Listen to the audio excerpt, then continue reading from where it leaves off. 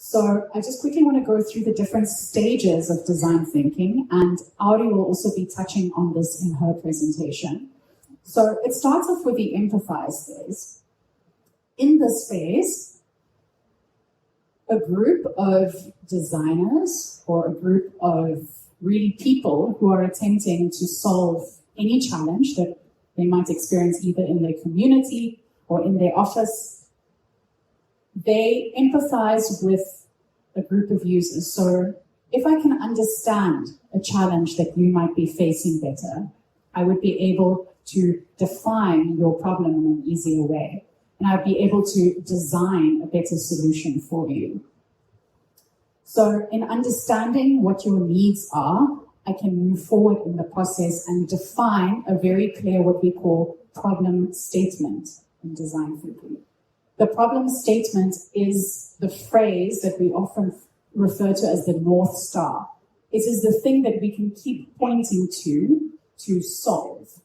So once we have a very clear problem statement, we can move to ideating potential solutions for that particular problem. From the ideation phase, we can then build a prototype.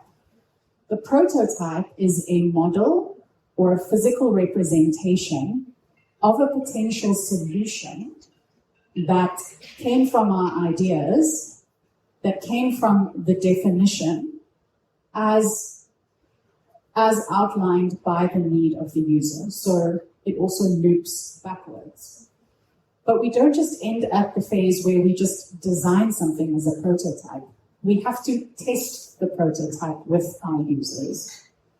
This, and like I said earlier, this can be in the form of a product, a service, or really any community challenge. If we think about, I don't know, overhangs at the outside of our houses, always baffles me why those aren't necessarily wider.